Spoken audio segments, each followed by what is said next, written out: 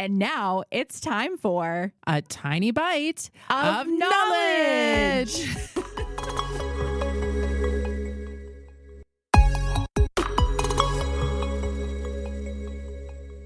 On this episode of Tiny Bites, Sarah and I are heading out of this world.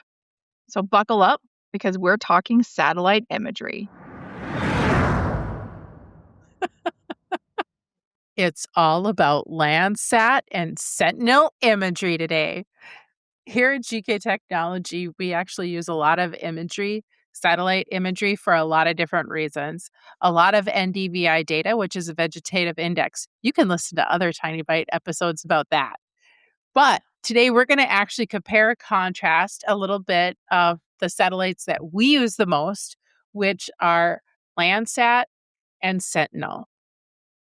So both of these satellite imagery sources are both government operated. So Landsat is owned and operated by the USA through NASA and the USGS. And then Sentinel is another satellite imagery provider that's operated by the European Union and the European Space Agency. So because of this, we get access to free imagery through both of these. Did you say free? There's free imagery for everyone. Yes, you could even make your own library of your own satellite imagery library from these data sources if you want. Here at GK, we actually do have a huge library, vast, from both of these data sources on our servers, ready to go. And if that is something that you would choose to use, we could certainly help you connect you with that opportunity. Absolutely.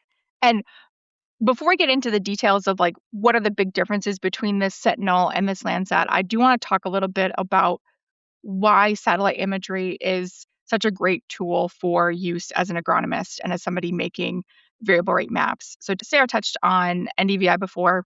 With the satellite imagery, the images that are collected, we're able to get multiple bands that help us make the calculation for NDVI. And this is a super cool thing about it. So both Landsat and Sentinel, their satellites cover the same place on Earth multiple times throughout the year. So it's not just once, it's not just twice. They're going through multiple times during the season. But here's the really, really big thing. What they do is they go in a sun-synchronous orbit.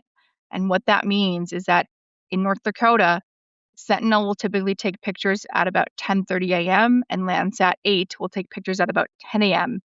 And meaning that in the mid-morning, they're taking photos that are early enough that A, clouds haven't fully developed, and that, like on those thunderstorm days, and B, because they're collecting those pictures at the same time when they're going across an area, they're able to get consistent shadows. So you don't have to worry about, as you're putting multiple layers of imagery together, that you're going to have shadows coming from different angles, from different tree rows, that you'll have to think about when you're putting images together. You just having that sun-synchronous imagery from these satellites is so crucial and takes another piece out of any sort of variability that might come with imagery. So super cool. It is important to remember with sun-synchronous imagery that, it does matter what time of the year we're actually taking these pictures because the season matters, right? And North Dakota, our sun rises and sets at different times of the year. If you have to work from sun up to sundown in June, those are long days because you're talking about like 4 o'clock in the morning until about 10 o'clock at night. Whereas in December, on the shortest day of the year, we have much less sun. So the time of the year makes a difference. But within that time of the year in a specific spot, you're getting that imagery at the same time. So at the same time of the day. So that sun-synchronous thing really is a big deal. It's important to remember a couple of those things, though. Talking about these two imagery types, one of the big differences I think about using Landsat versus Sentinel is just the resolution. And so when we're talking about resolution of imagery, what we mean by that is basically how much area each pixel, quote unquote, of the image represents. And with Landsat, it's a low resolution. So meaning that each of the pixels is 30 meters, meaning that you're not getting as much detail. But with Sentinel, what we're getting is a 10-meter resolution image. So we're able to get more detail. And remember, 10 meters, that's 30 feet. That's probably the width of, or smaller than the width of most planters nowadays. Just that difference in resolution size is a big driver of when I'm looking at satellite imagery. A lot of the times, most of the time, I'm choosing Sentinel. But that doesn't mean that Landsat doesn't have a use either. So within that, a pixel is a picture that we see on a computer is made up of pixels. It's little boxes, if you will, little squares that have their own color assigned to them. And the more pixels you have, the more detailed your image is. So if you have one pixel represented by 30 meters of area on the ground, that has less detail than one pixel with 10 meters represented on the ground. That's kind of a resolution is kind of a difficult concept to wrap your head around. Maybe we should just have a whole podcast about that one day. That's actually a really good idea. Think about the first camera you ever had on your cell phone, right? Maybe a flip phone, you had a little camera on it, and now you look back at the pictures and say, man, why does it look like I was taking photos with a potato? That's a lower resolution image. And now, like with most iPhones, Androids, the cameras on them are so amazing. And that big difference is just resolution quality. So older phones, lower resolution, newer phones, higher resolution, better images, more data per pixels. And that's what we're talking about with the 30-meter resolution with Landsat versus 10-meter for Sentinel. 10-meter, it's a lower number, but it's higher resolution and gets us some good data, better data. So when I'm thinking about Landsat versus Sentinel, one of the things that I think about is when the satellites started flying and how the age of the actual programs. So the United States of America has a very old satellite program. Landsat 5 started flying in 1984. Now, the actual Landsat program was actually started back in the 1970s, but the Landsat 5, which is really the first satellite that we have access to, the imagery from it, started in 1984. And yes, on our servers, we actually have data that goes all the way back to 1984, and that's what it's from, Landsat 5. That satellite flew until 2013. That had a very long mission, a very long life, satellite Landsat 5. Landsat 7 was the next satellite that flew, which flew from 1999 until 2024, which was fine, except someplace in that time frame, it was in 2003. In 2003, there was actually something that happened to that satellite. And so there's actually like lines going across the scenes. And if your field ended up underneath that line, you had big, huge gaps in the data. As a matter of fact, 22% of Landsat 7 scenes were missing because of that. So sometimes we had good imagery if you weren't underneath that, and sometimes you didn't. And as I've been making maps, I have actually used some Landsat 7 data, and then there's been fields that it just doesn't work. Landsat 8 was launched in 2013. It's still up and flying, and Landsat 9 was launched in 2021. So the Landsat program, very old. Sentinel was started in 2015 is when Sentinel 2A was launched. Sentinel actually has a series of like 6 different missions up there, and each mission has at least 2 satellite constellations at a time. And Satellite 2 or Sentinel 2 is the one that we use the most in agriculture right now, and what we have our data on the on our servers.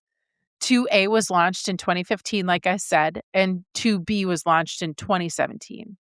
And so those are the baseline operations. The age of the program is one of the things that's different between these. Landsat is very old, and Sentinel is a lot newer. Landsat 9 was launched in 2021. There it is. There. And now is actually operating in constellation with 8. So, which is a new thing, that constellation concept. And we could talk about that in a second. Landsat 8 has its mission slated to end in 2028. And one of the things that's happening with these programs is they're trying to get satellites launched before something actually goes wrong with them. I'm wondering, and I don't have any information on this, but I'm wondering if what happened with Landsat 7 and the lines in the data, I'm wondering if that created enough challenges that we wanted to make sure that we were still logging data, even if the constellation had to be interrupted, so that we only ended up with one satellite logging at a time if something were to happen to the other one. There is actually another Landsat satellite slated to fly again, and that's going to be called Landsat Next Mission. Ooh, fancy. Dun, dun, dun. And I think it's important to point out and just talk for a brief second about constellation. So having these two paired satellites together is what we consider a constellation. And it sounds like the goal of this is to reduce any possibilities of one of them failing and not getting data. So there'll always be coverage from one of them. In the Landsat constellation and the Sentinel constellation, there'll be at least one operating at all time to avoid issues that were presented with like Landsat 7 and that streak across. And in addition to that, what this constellation setup allows for us to also have is more imagery on a whole. So the Sentinel satellites revisit any given location every 10 days with a satellite on the opposite side of the Earth. So they're offset by 180 degrees, opposite side of the Earth, which means that once you have that constellation running and each satellite is logging every 10 days, you get to double how much imagery you're getting in that spot. So now you're revisiting every 5 days. And that's a really big deal. So we're getting more imagery. You have to remember that because of cloud cover, not all of that imagery that gets logged is going to be good. And so we increase our frequency of having good usable data because we're effectively doubling our imagery gathering. And like Jody said, it gives us a backup plan so that if something happens to one of the satellites, we're still getting data. And Sarah, so you mentioned that in Sentinel, the average revisit is about 5 days between imagery. What's that like for Landsat? Landsat is 8 days. So Landsat 8 and Landsat 9 are a constellation together. And so they're doing a 16-day revisit. The Landsat ones are doing a 16-day revisit, which means in a constellation, then you're getting between the two of them, then either Landsat 8 or 9 is logging data every 8 days. So effectively what's happening, for example, with Landsat is when we only had Landsat 8, we were getting about 13 overpasses a year for any given location. But because we have that second satellite up there operating in a constellation, we now are increasing those overpasses up to 26 per year with the Landsat. Pretty cool, huh? I'm glad we could take this trip up into space. And the thing that I love beyond the fact that this imagery is free and available for the public is the fact that I can learn about space as an agronomist, something I never thought that I would ever have to do. Imagine if our grandfathers knew that we were talking about farming and using satellites to farm something from space. Wow. Tune in next time for a tiny bite of knowledge from GK Technology, where we have a map and an app for that.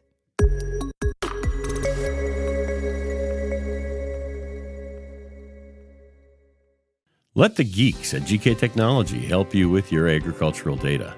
Their agronomists know agriculture. When it comes to creating soils and zone maps to maximize yields in your fields, you can trust the people with decades of experience in site-specific agriculture. Everyone at GK Technology has a background in agriculture, so they know what makes a farm run, and they speak your language. The geeks at GK Technology have a map and an app for that.